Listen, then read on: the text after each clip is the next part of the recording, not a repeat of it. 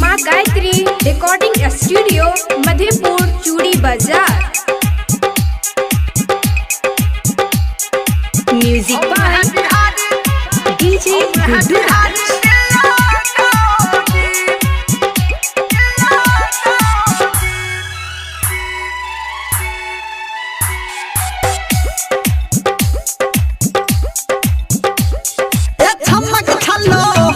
जरा धीरे चलो, हेलो हेलो कन हमारा से बोलो।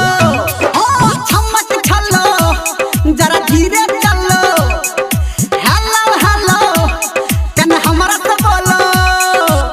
किधर से आई किधर जाएगी, किधर से आई किधर जाएगी। हम है बिहारी दिल्लो गाएगी, हम है बिहारी दिल्लो गाओगी।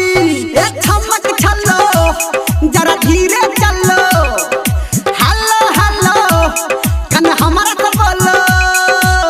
किधर से आई किधर जाएगी। हम है बिहारी दिल्लो गाएगी, हम है बिहारी दिल्लो गाओगी।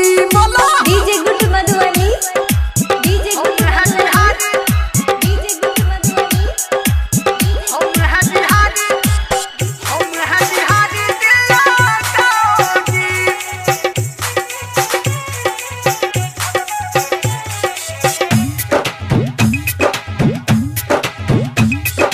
क्या है तेरा मोबाइल नंबर, चलती है क्या घर के अंदर। क्या है तेरा मोबाइल नंबर, हो चलती है क्या घर के अंदर। हाँ बात पते की बोल दी मैंने, बात में तू पछताएगी। हम है बिहारी दिल्लो गाएगी, हम है बिहारी दिल्लो गाओगी। सुना डीजे गुड्डू मधुबनी, डीजे गुड्डू मधुबनी। अभी आप सुन रहे हैं सावरिया म्यूजिक। हम है बिहारी दिल्लो गाओगी।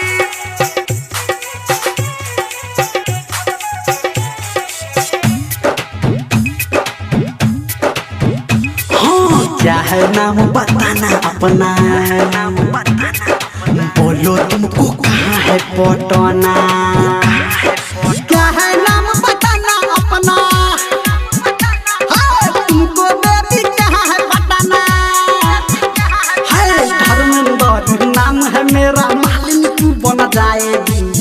हम है बिहारी दिल्लो गाएगी, हम है बिहारी दिल्लो गाओगी। बोला या जान I love you, I love you.